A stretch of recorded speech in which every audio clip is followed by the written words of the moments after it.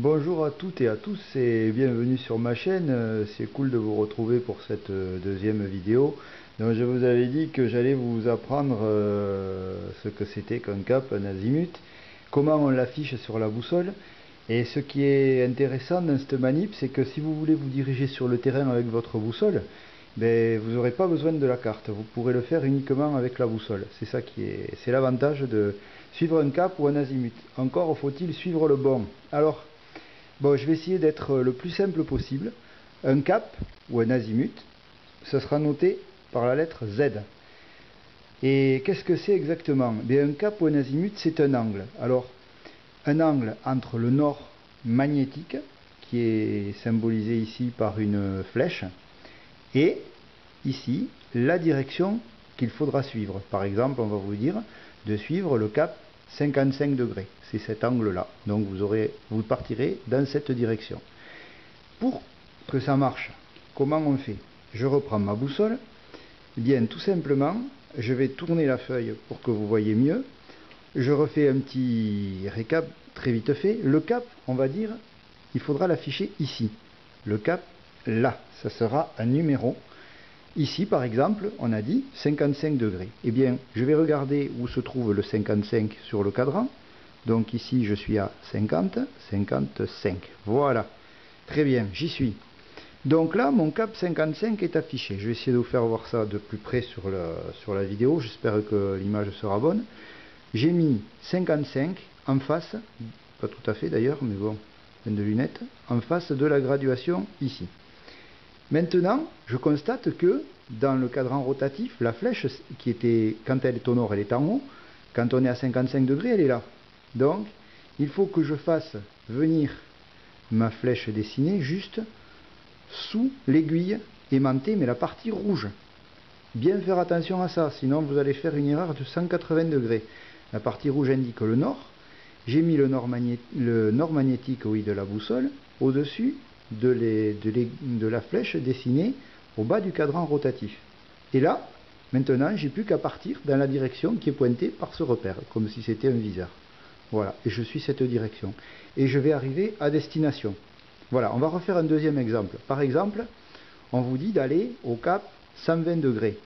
Alors je vais mettre le 120 en face donc de mon repère, ici. Voilà. Maintenant, ben, l'aiguille est toujours là, puisque la boussole, le principe, c'est qu'elle indiquera toujours le nord magnétique.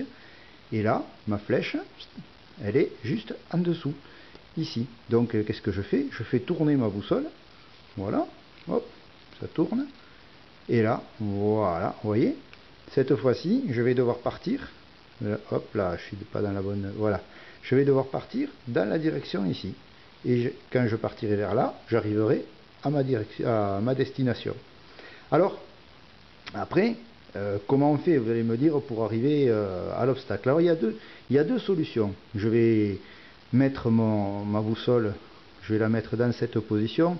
Pour vous faire voir, ce sera plus facile pour moi, puisqu'elle indique ici un cap à 340 degrés quand je suis dans cette direction. Tiens, ça d'ailleurs, c'était intéressant, vous voyez. Là, je suis à 340, et là, à 340, eh bien, j'ai bien ma partie rouge de l'aiguille au-dessus de la flèche qui est dessinée dans le bas du cadran rotatif. Ça veut dire que si je pars vers le devant, là, je vais suivre un cap de 340 degrés. Alors pour arriver à destination, comment je fais? Déjà, je tiens bien ma boussole à l'horizontale. Voilà. Et quand je marche, je suis la direction indiquée ici en m'assurant bien que l'aiguille rouge est au-dessus de la flèche et pas qu'elle est là ou qu'elle est là. Sinon, je ne vais jamais arriver. Il faut vraiment... Voilà. Alors ça, c'est pas super pratique. Alors il y a une deuxième solution. La deuxième solution, c'est de se servir de la boussole comme si on visait quelque chose.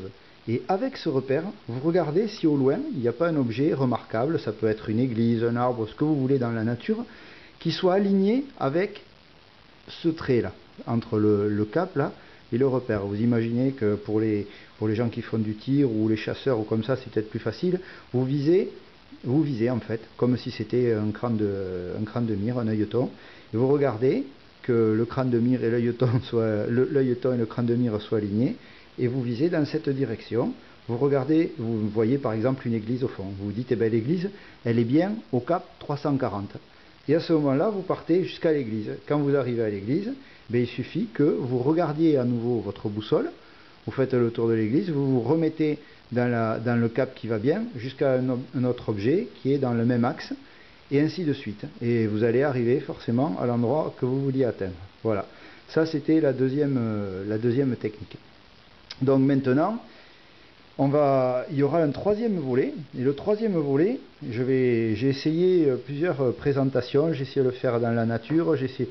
Le plus simple, à mon avis, ça sera de le faire directement sur la carte avec des objets, et c'est lié au cap ou à l'azimut, puisque cette fois-ci, au lieu qu'on vous donne le cap ou l'azimut, je vais vous apprendre la réciprocité de ça, c'est-à-dire comment dire tel objet est à tel azimut. On va calculer l'azimut d'un objet sur la carte ou dans la nature, ça sera la même chose. Et ensuite, vous pourrez, sans carte, déterminer la position d'un objet, c'est-à-dire l'angle qu'il a par rapport au nord magnétique. Ça sera l'objet du troisième volet. Je vous remercie de m'avoir suivi et je vous dis à très bientôt. Entraînez-vous, c'est sympa, c'est un premier exercice et tout le monde peut le faire. Faites attention, les enfants peuvent vous devancer dans cet apprentissage. Allez, bonne soirée et à des chats.